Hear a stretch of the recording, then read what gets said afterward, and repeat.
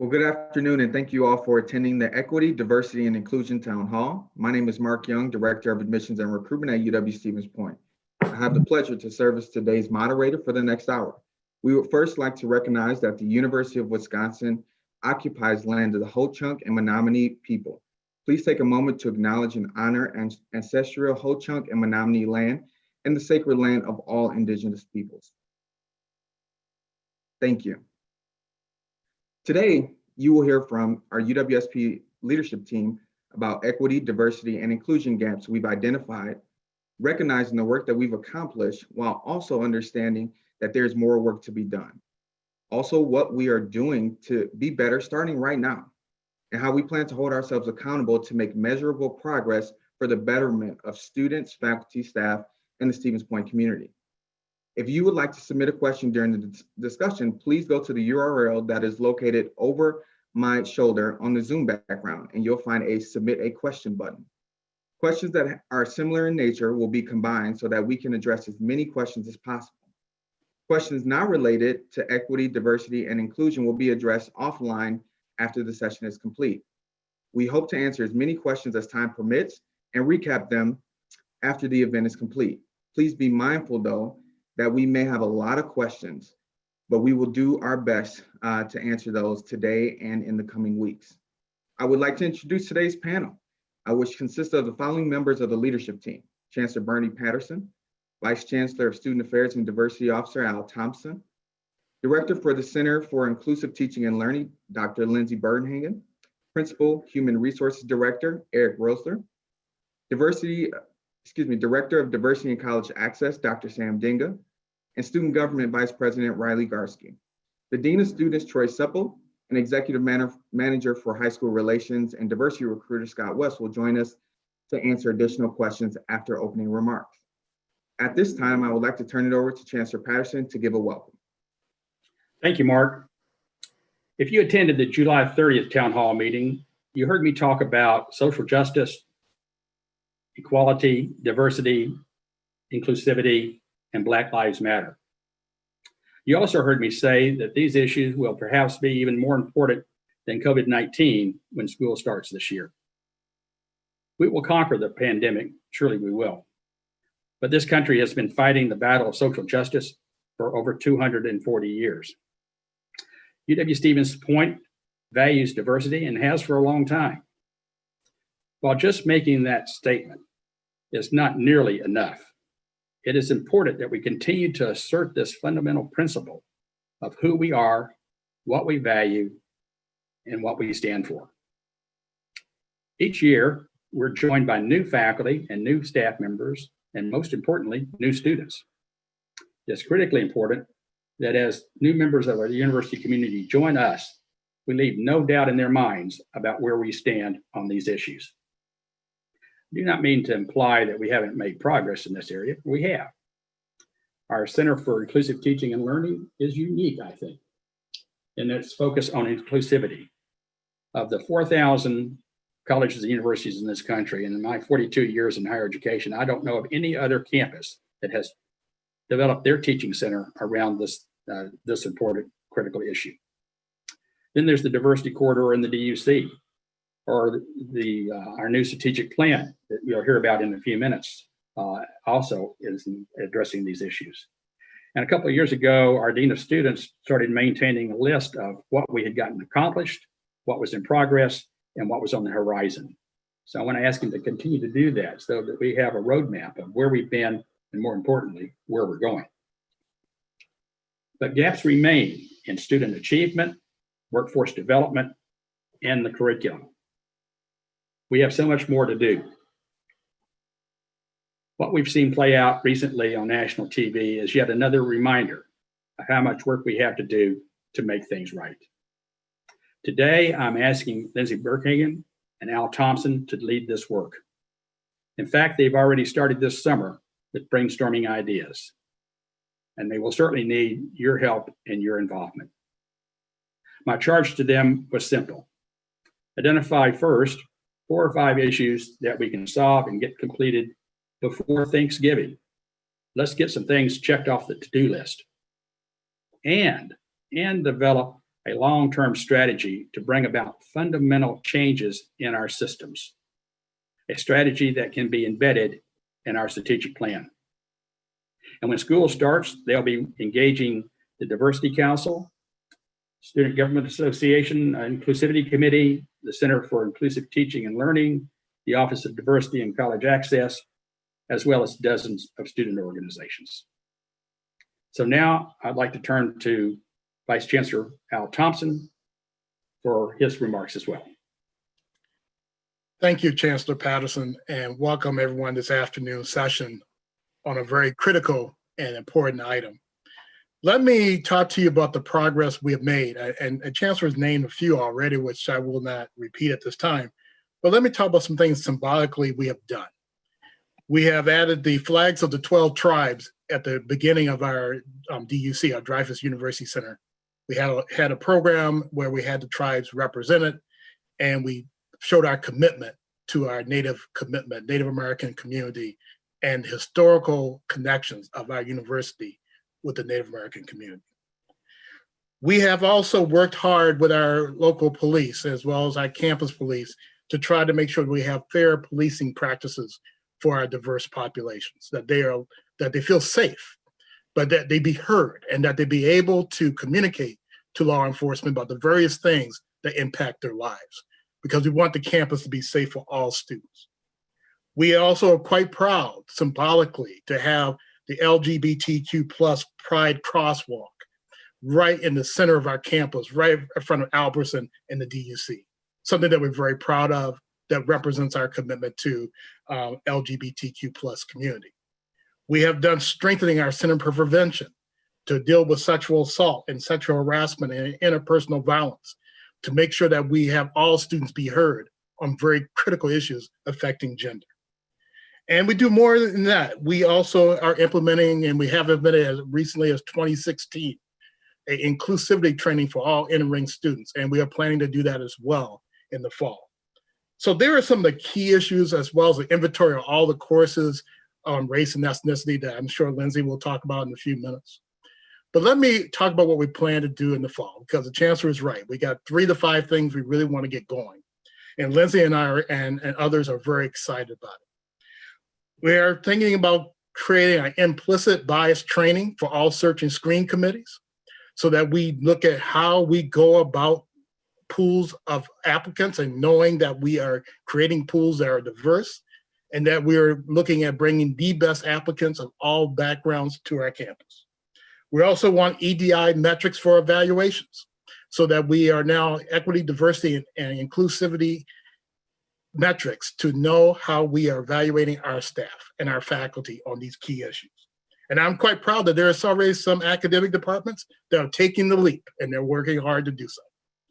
And then Sam Dinga and his group, the DC Diversity and College Access, is moving forward with a cultural competency training for all new students, starting as early as in September, as we address what's got to be a very active fall, a fall based on national politics, the pandemic, but also what has happened over the last couple months after George Floyd's killing.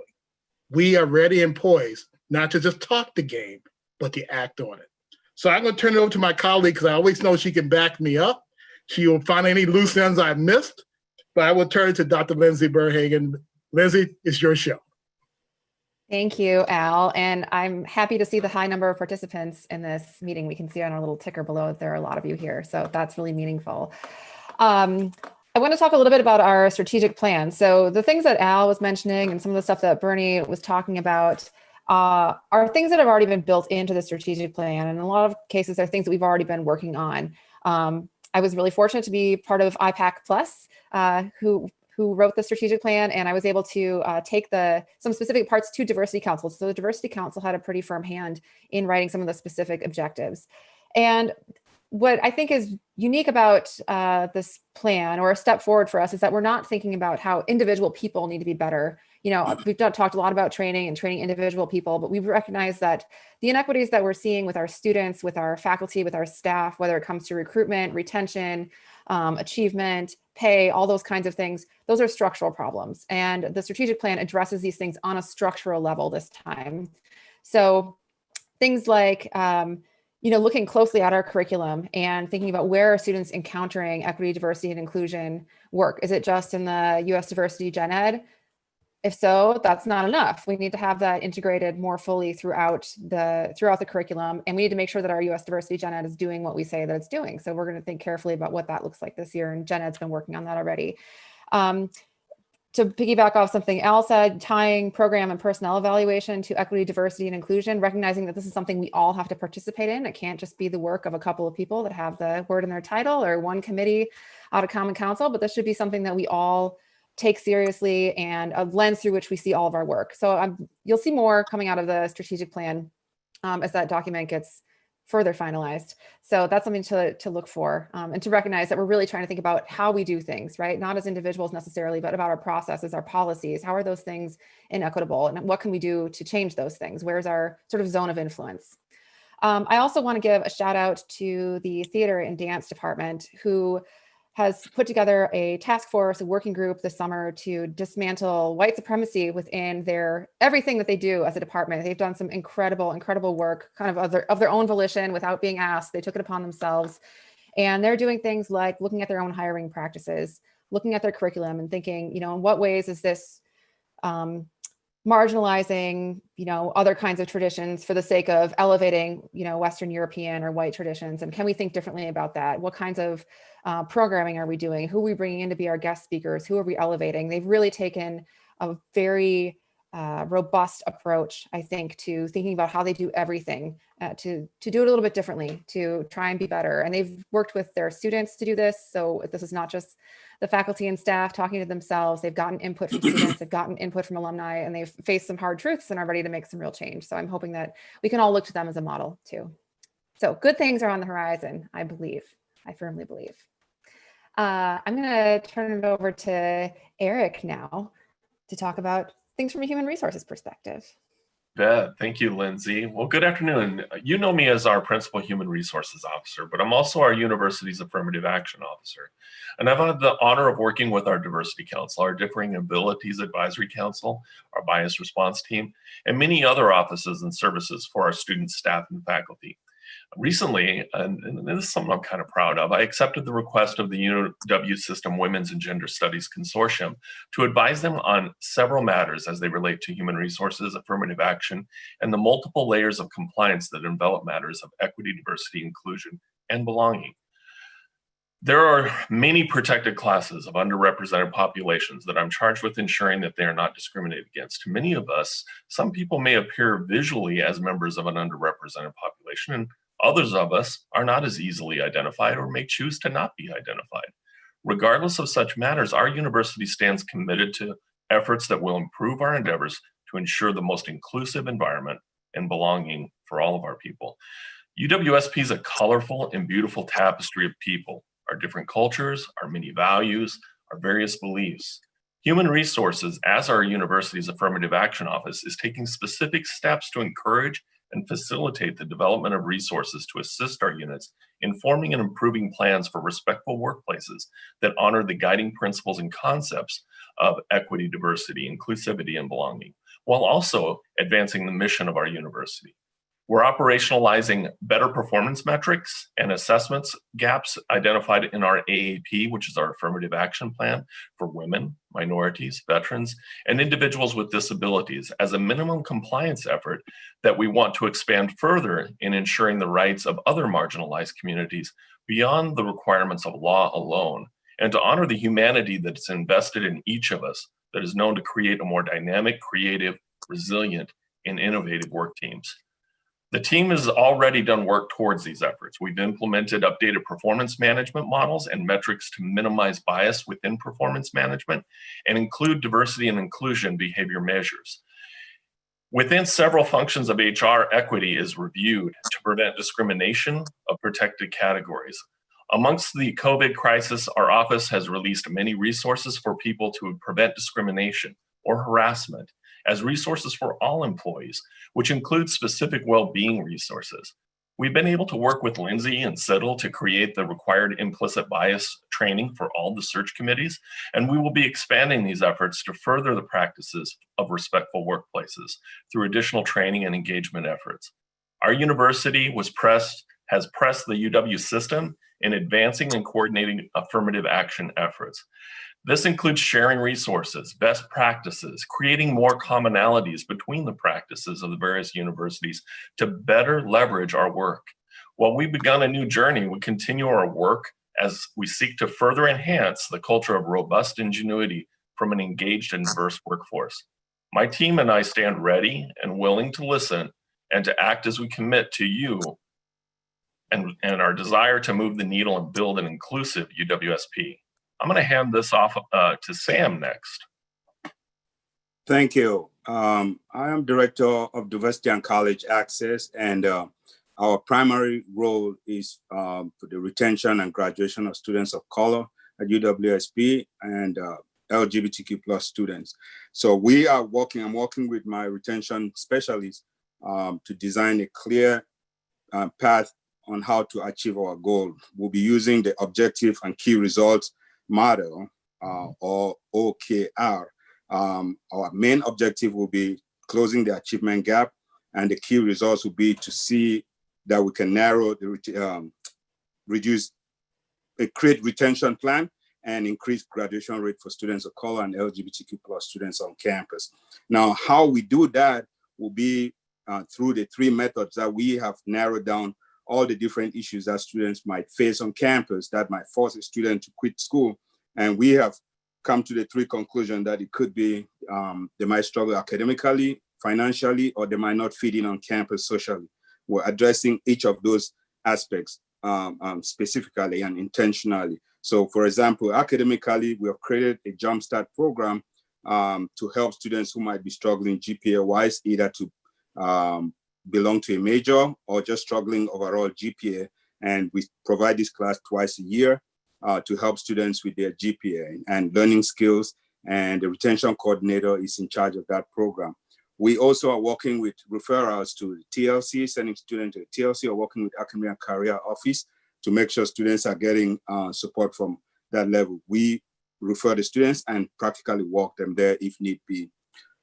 Financially, we're working again with financial aid on case-by-case basis to make sure we identify pockets of funds that we can support the students. We also have some funds within the foundation office that we use to help students bring down their balance to allow them register before they leave campus. So that's a deliberate strategy that we're doing to help students. And of course, socially, we introduced a new program, Kicking It with DCA. This program is designed because most students, they get attached to our fabulous admission team, and they continue to try to reach out to those folks when they're back on the road once the students are here. So we created this program to thank the admission team, and then they can help us hand those students over to my office so that we're in charge of the students. We introduce them to the programs that we have on campus. We introduce them to the different offices that we have. We have 3 centers that the Chancellor mentioned. We have the GSRC, Gender and Sexuality Resource Center. We have the Native American Center, and we have the Multicultural Resource Center. We also have Multicultural Resource Center in the branch campuses, and we have a staff member there coordinating the activities that we do.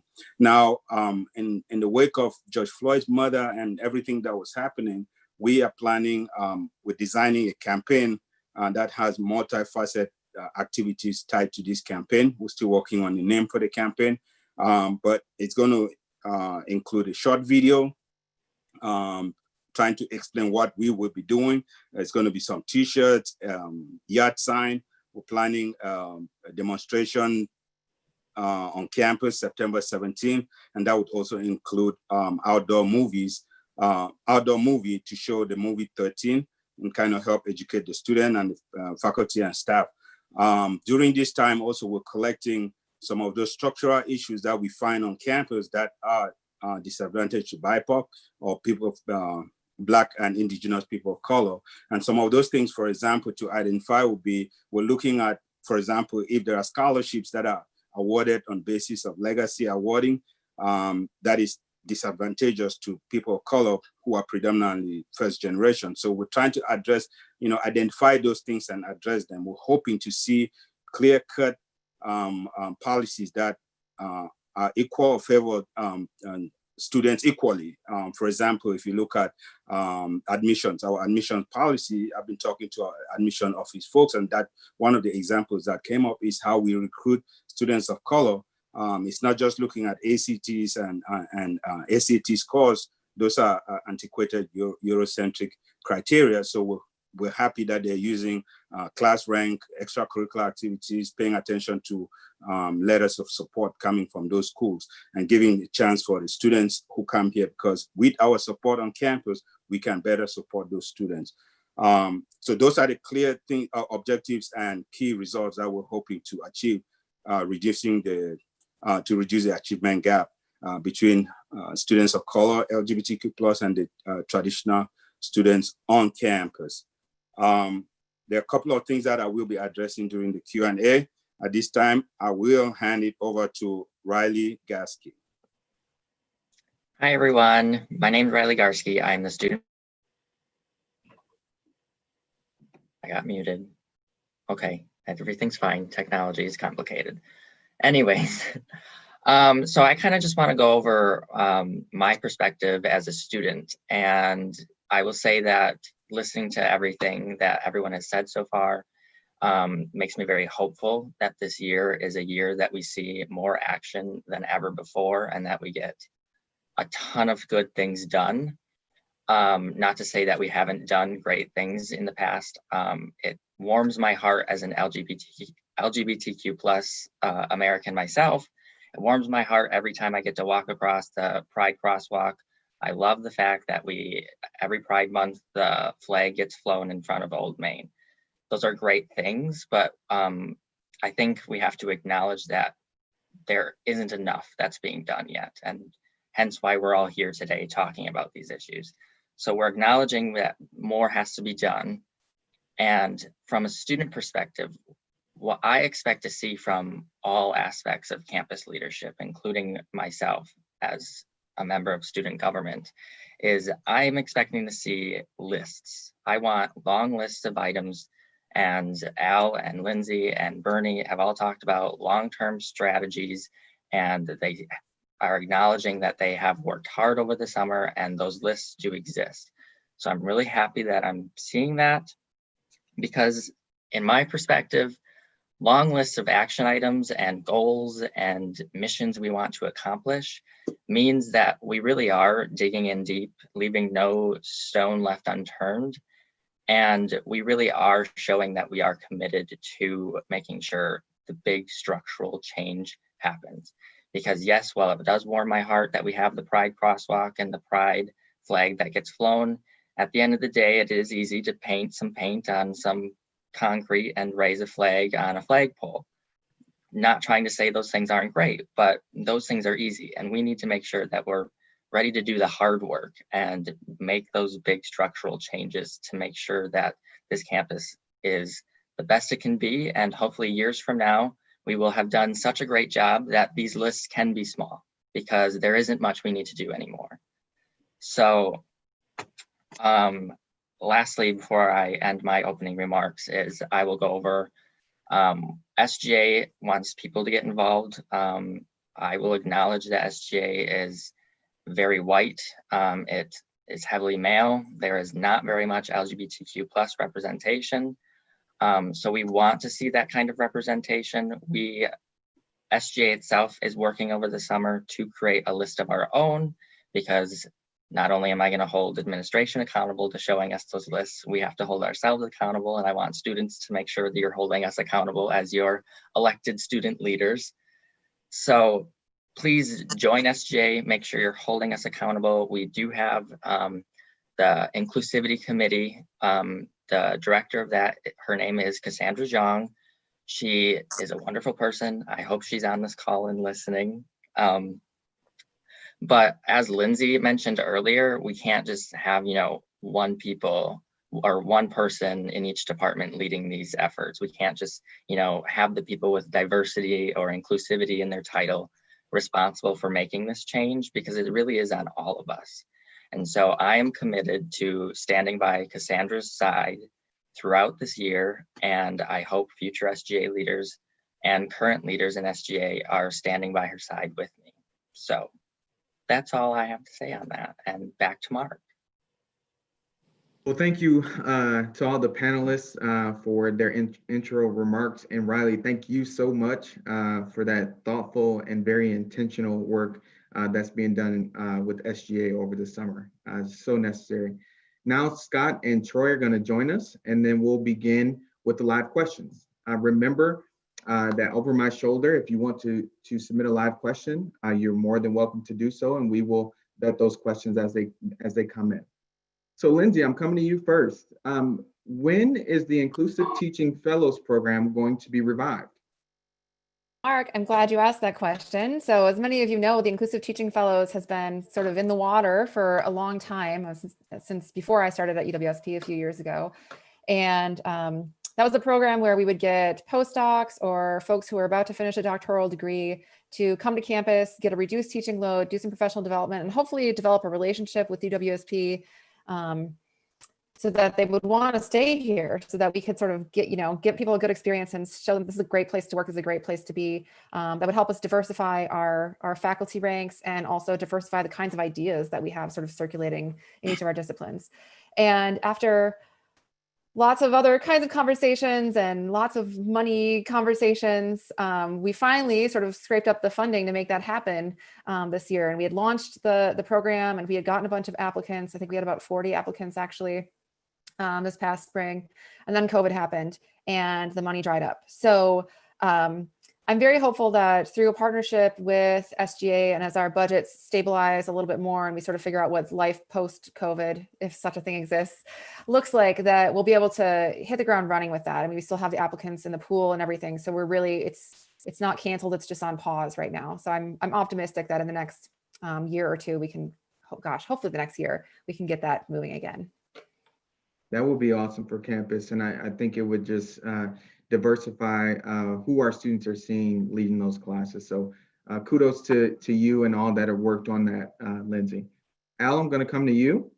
With all that's going on right now in the world, and specifically in higher education with all the changes, are we going to have time and resources to take on new initiatives in a budget climate in light of COVID-19? Well, I think it's twofold. I think way I'm looking at it, we have short-term goals that we're going to do, and we're going to do it because it's something we need to do this year. Those 3 or 4 items that we want to do this fall semester and carry off to the next semester. And as we move forward with a new chancellor coming on board at the beginning of the year, we want to build from what that person's goals are as well, as we do long-term planning as well.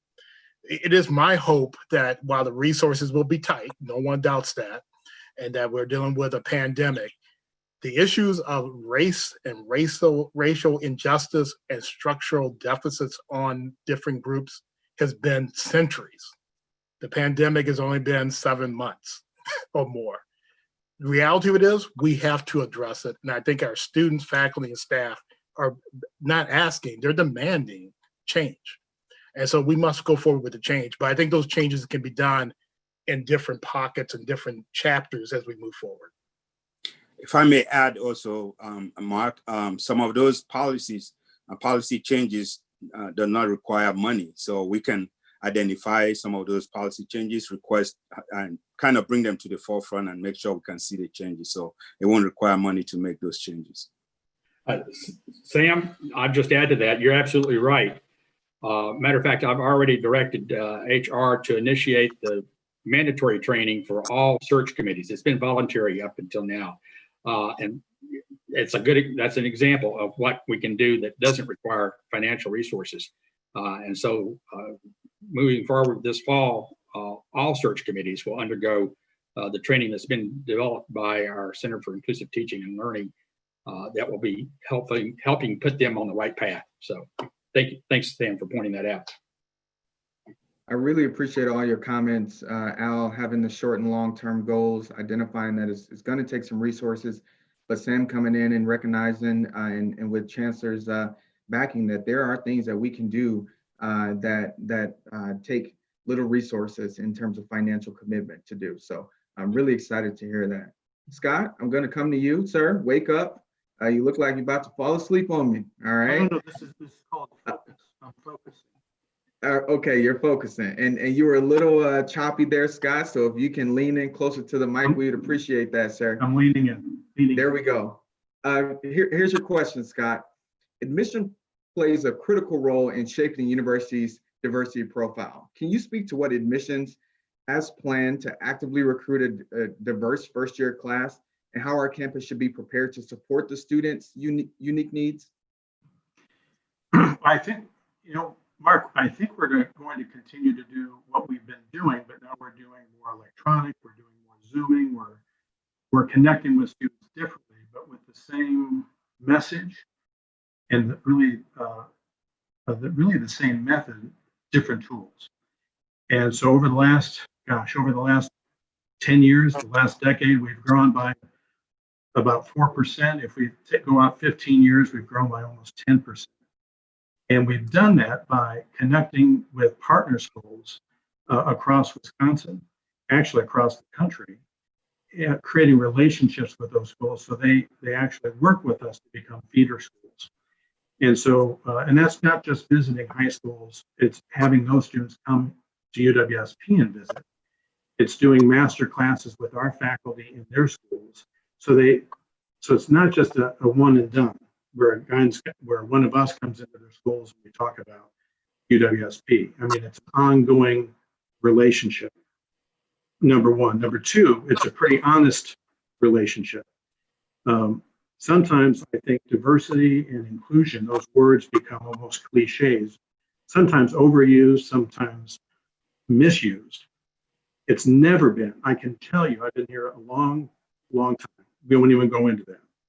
But I've been here long enough to tell you that these words mean something here. They really do mean something here. And it's part of I won't even say it's part of our DNA, but man, we really try to live it. We work hard at living it. There are only 5 other schools that are larger than us in underrepresented students. Parkside, Milwaukee, Green Bay, Whitewater, and Oshkosh.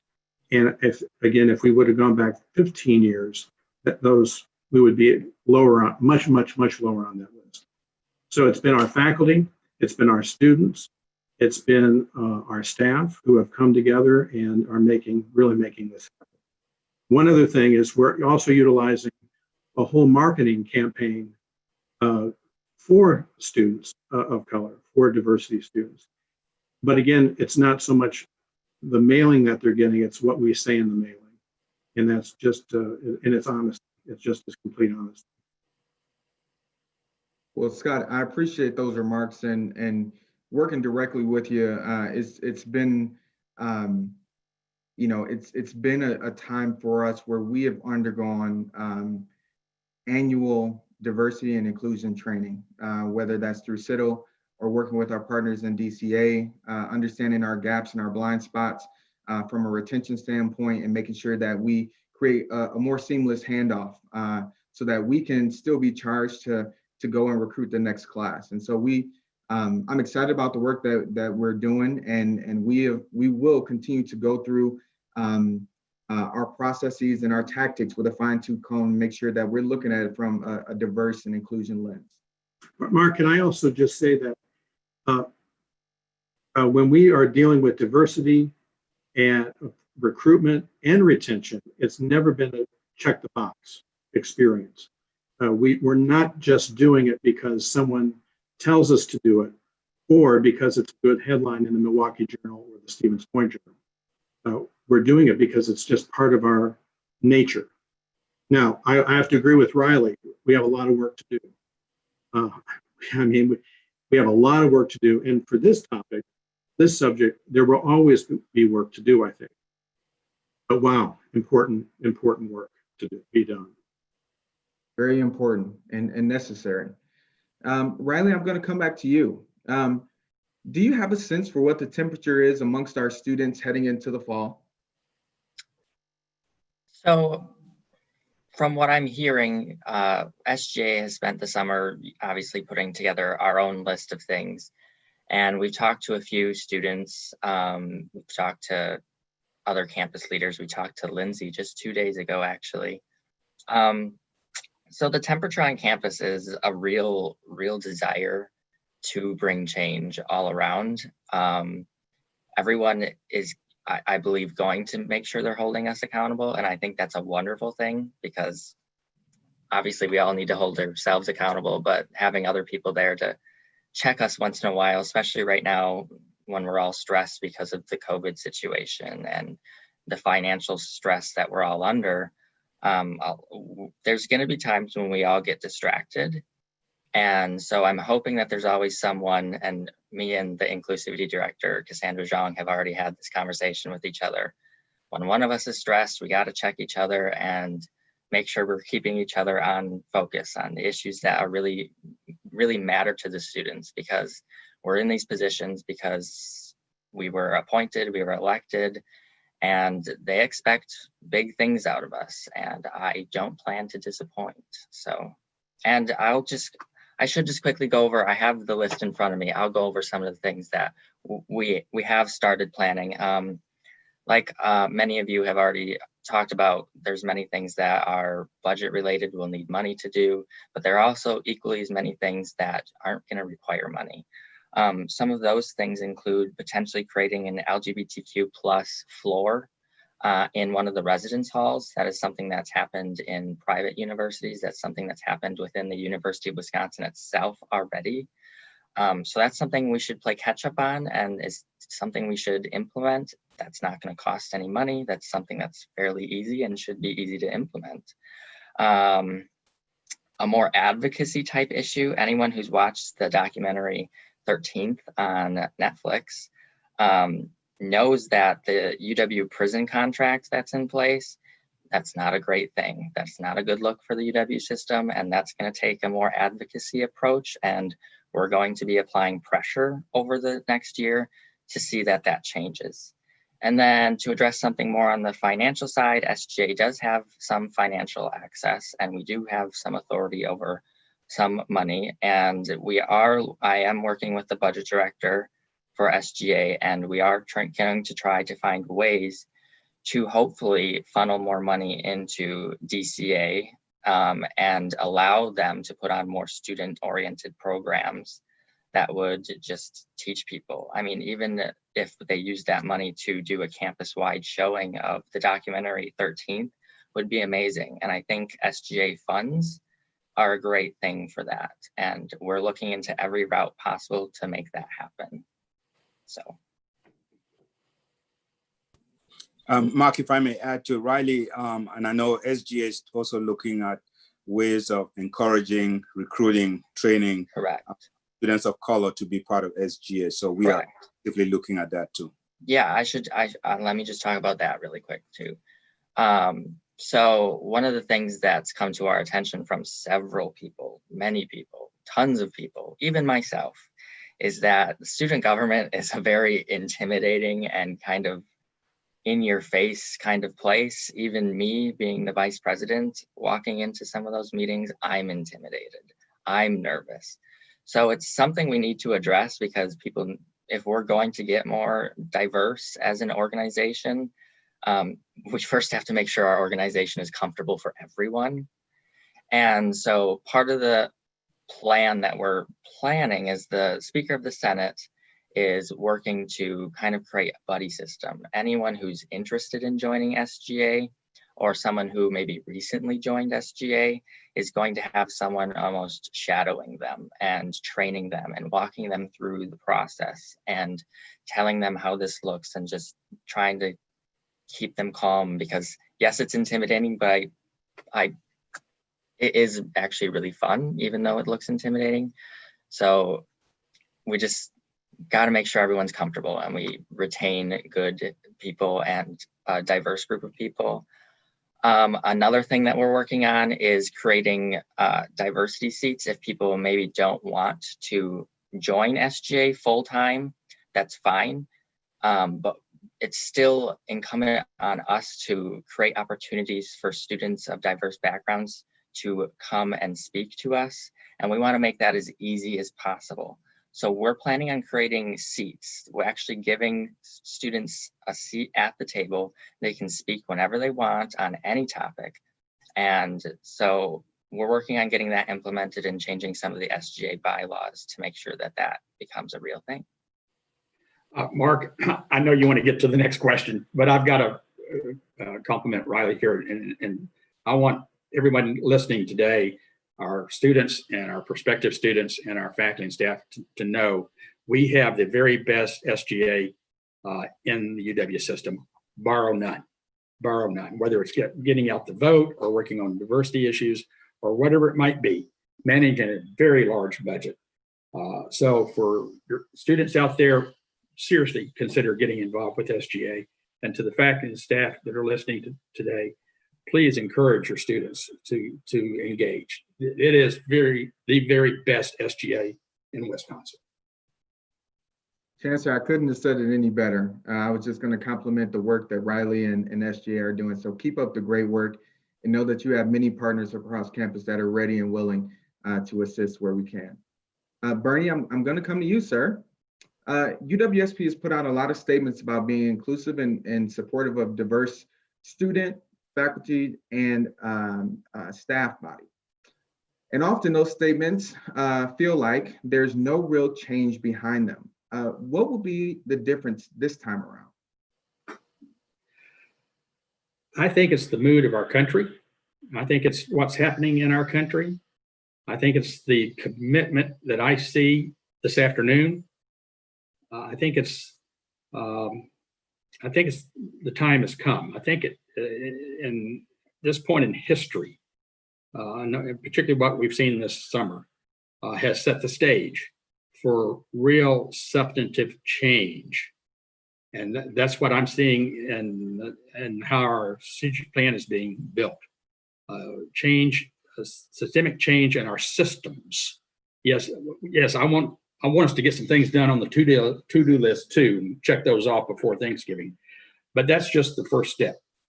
I think this is the right time. I think our commitment as an institution has never been stronger. I think our faculty and staff live and breathe this. I think our student body is ready for this. This is the time to make those changes. And I think this time it will be different. Yeah, Bernie, I couldn't agree with you more. And the reality is change starts with us. It doesn't start with the folks on this panel. It doesn't just start with the federal government. It starts individually and doing one thing differently every single day and hoping that has a ripple effect on our community at large. So I very much appreciate those comments. Troy, sir, I'm going to come to you. Is the university planning proactively for tensions related to the 2020 election?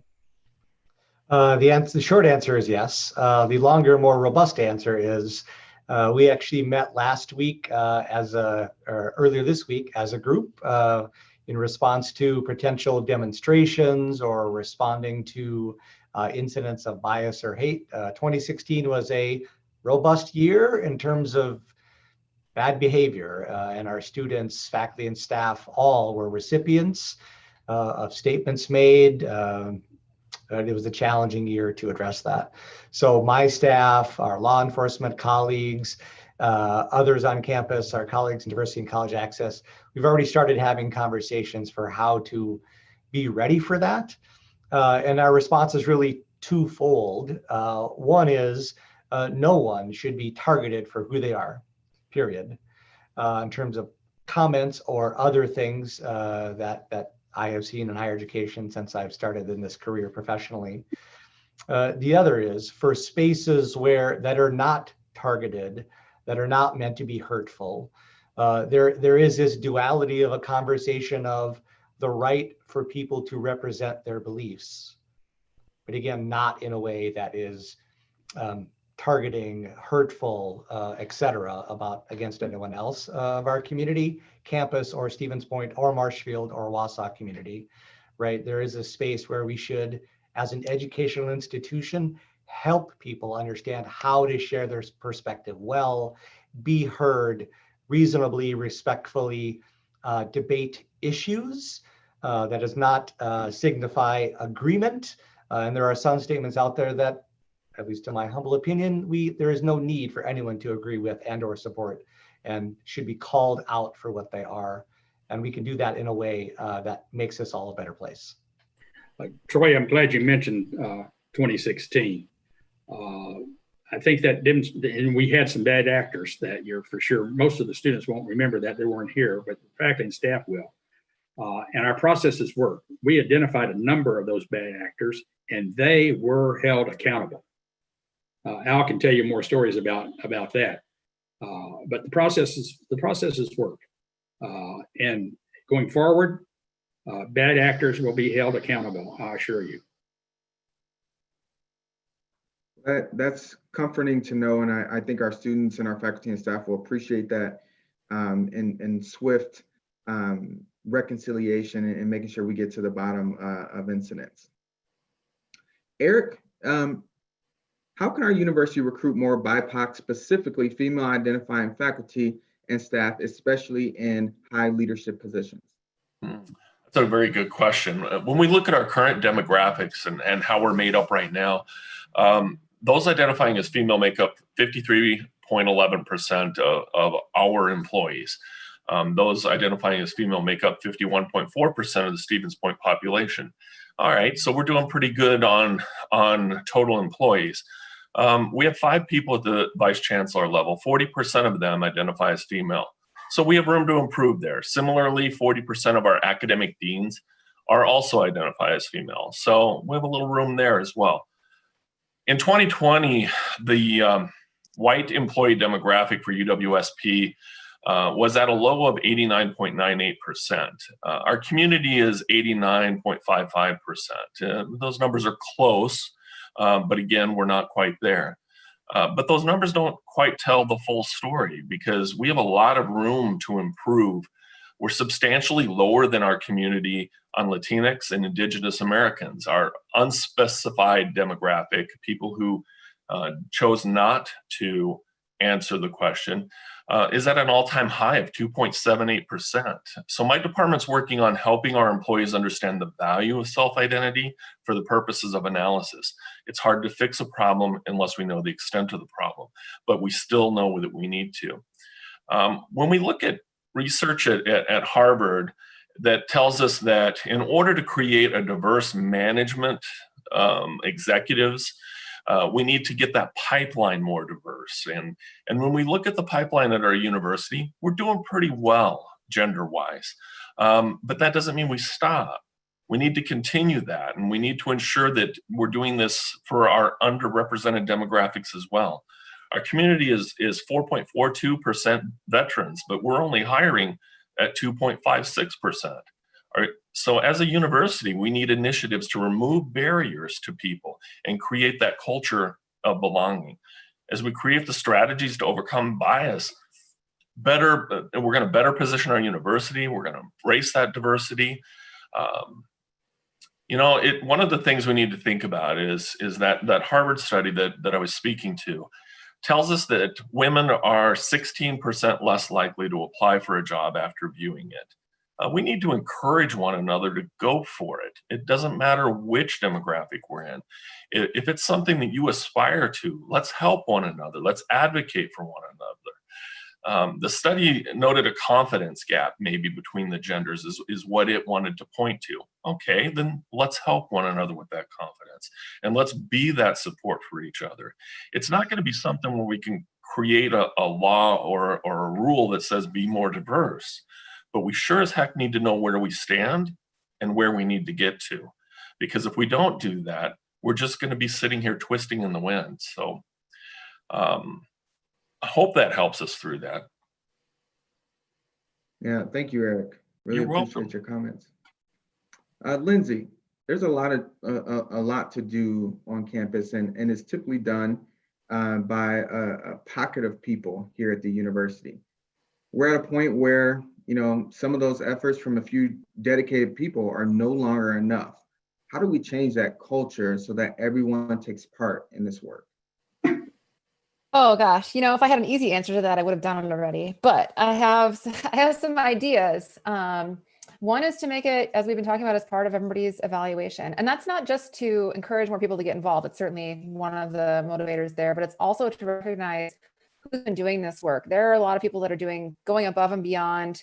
They're doing extra service work, extra work, reaching out to students, caring for marginalized students that aren't getting compensated for that. And research shows us that I'm guessing this is true at UWSP. Anecdotally, I feel like it's true, and I know that nationally it's true. The people taking on that extra work tend to be women and tend to be people of color. So when we're looking at who's getting promoted, it's sort of related to what Eric was talking about.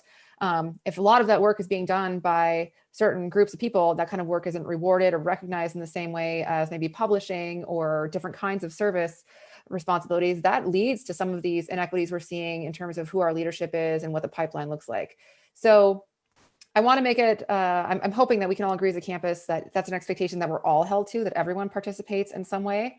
That doesn't mean everybody has to do every single thing, but many hands make light work, and that gets more people on board, that lightens up the work for some of us, and also really recognizes those efforts that some people have been putting in, lots of people have been putting in for years and years and years. I think that's really, really critical to say, yeah, this is something that we value, and we're gonna reward it like we reward the other things that we value. Lindsay, let me put a more fine point on that, what you're saying here. The faculty and staff hold the keys to promotion and tenure guidelines and criteria.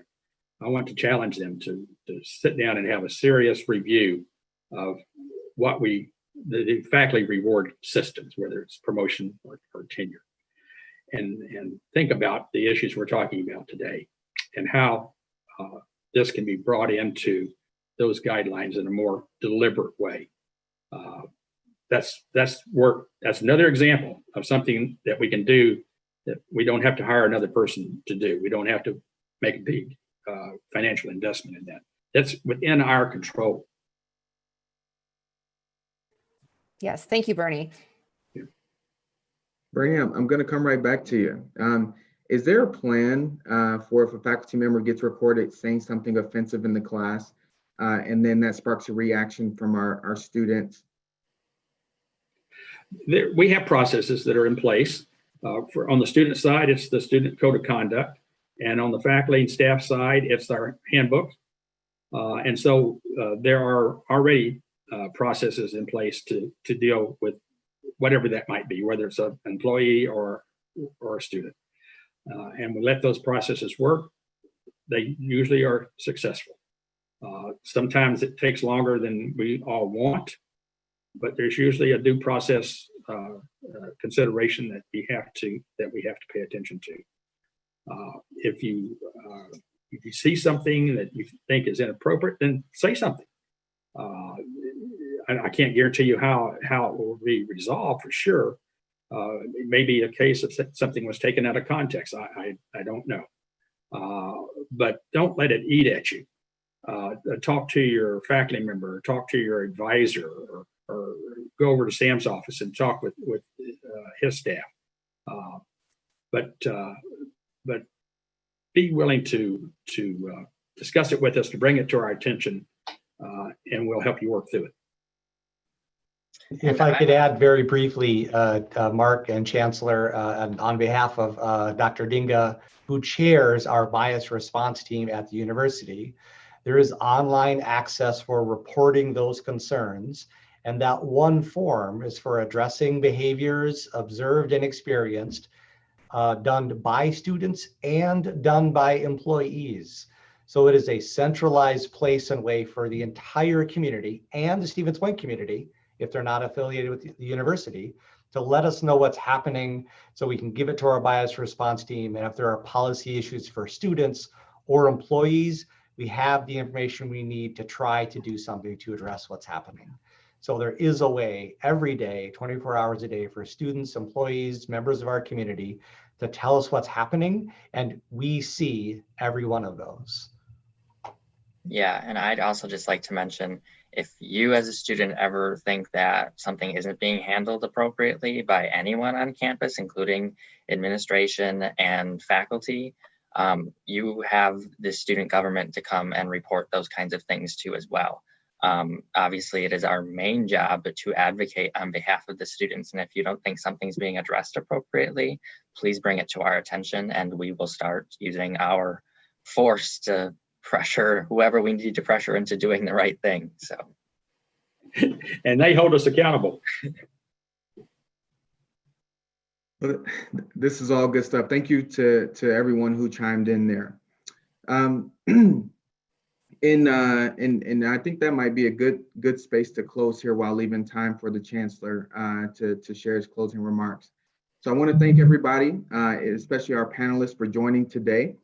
As a reminder, we will be uploading the video and a summary of today's discussion, as well as responding to very specific questions via outreach. At this time, I'll turn it over to Chancellor Patterson to conclude today's town hall. Thank you, Mark. And thank you for all who are participating today, the panelists and everyone that's tuned in.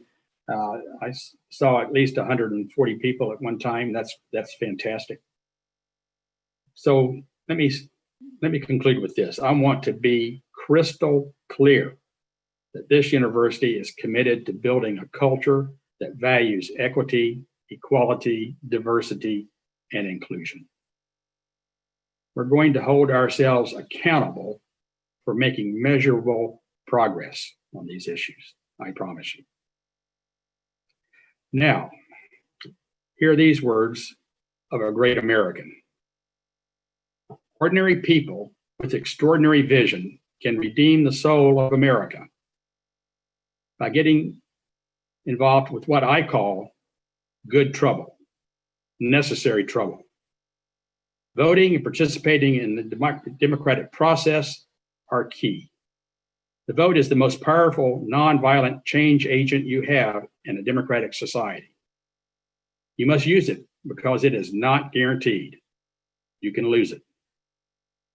He continues, when historians pick up their pens to write the story of the 21st century, let them say that it was your generation that laid down the heavy burden of hate at last, and that peace finally triumphed over violence, aggression, and war. So I say to you, walk with the wind, brothers and sisters, and let the spirit of peace and the power of everlasting love be your guide. Representative John Lewis, 2020. These are the issues that we can and will unite around. Thank you.